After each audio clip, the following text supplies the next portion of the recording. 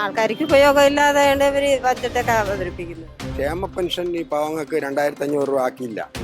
ഇപ്പോ ഇലക്ഷൻ ആയപ്പോ അവരെ പറ്റിക്കാൻ വേണ്ടി ശമ്പള പരിഷ്കരണം പ്രഖ്യാപിച്ച് എനിക്ക് സർക്കാരും ആൾക്കാരും ഒന്നും എനിക്ക് 5 പൈസ തന്നിട്ടില്ല.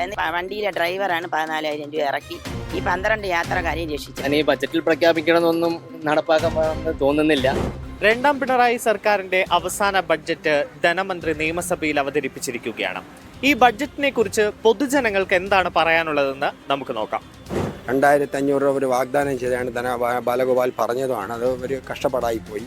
ഇത് ചെയ്യാമായിരുന്നു, ഒരു 500 രൂപ അവർക്ക് കൊടുക്കാമായിരുന്നു. പിന്നെ സെക്കൻഡ്, ഞാൻ ഗവൺമെൻറ് എംപ്ലോയി റിട്ടയറാണ്. നമുക്ക് ബെനിഫിറ്റ് പറയുന്നുണ്ട്, കിട്ടിയാൽ വളരെ ഉപകാരമായിരിക്കും. വിദ്യാഭ്യാസം ഫ്രീ ആയിട്ട് കൊടുക്കുക അങ്ങനെയൊക്കെ ആയിരുന്നു. ഇപ്പം ഇങ്ങനെ ആക്കിയത് നല്ല അഭിപ്രായം, നല്ലത്.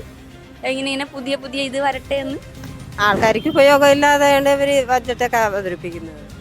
ഇപ്പോ ഇലക്ഷൻ ആയപ്പോ അവരെ പറ്റിക്കാൻ വേണ്ടി ശമ്പള പരിഷ്കരണം പ്രഖ്യാപിച്ച് അടുത്ത സർക്കാരുടെ തലയിലിടുന്നു മാത്രം.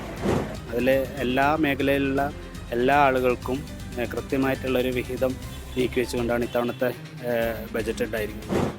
വളരെ നല്ല ബഡ്ജറ്റായിട്ടാണ് തോന്നുന്നത്. അല്ല, ജനങ്ങൾക്ക് ഉപകരിക്കുമെന്ന് പറഞ്ഞിട്ടുണ്ടെങ്കിൽ ഇപ്പോഴെല്ലാം എന്താണെങ്കിൽ ഒരുപാട് ഉപകാരപ്പെട്ട ഒരു പദ്ധതി ഇതാണ് ആ ബഡ്ജറ്റിൽ പറഞ്ഞിരിക്കുന്നതെല്ലാം. എനിക്ക് സർക്കാരും ആൾക്കാരും ഒന്നും എനിക്ക് 5 പൈസ തന്നിട്ടില്ല.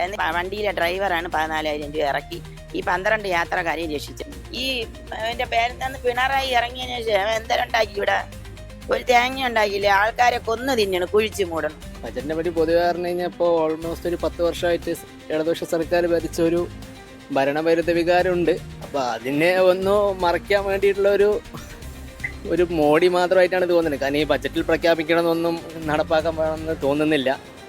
അങ്ങനെയുള്ള കാരണം ഈ 5 വർഷത്തെ കാലം അവരൊന്നും ഇതുവരെ ഉണ്ടായിട്ടില്ല. ഇനിയിപ്പോൾ അടുത്തൊരു ഏത് സർക്കാരാണ് വരാൻ പറ്റുമെന്ന് അറിയില്ല. കാരണം ഇനി അടുത്തൊരു നിയമസഭാ സമ്മേളനം തന്നെ ഇല്ല എന്നുള്ള നിലയ്ക്ക് ഈ ഒരു ബഡ്ജറ്റ് മൊത്തത്തിലൊരു സാധാരണക്കാരായ വോട്ടർമാരുടെ കണ്ണിലൊരു പൊടിയിടുന്ന പോലെയാണ്.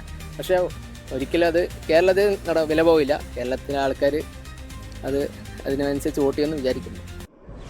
Like, share, subscribe.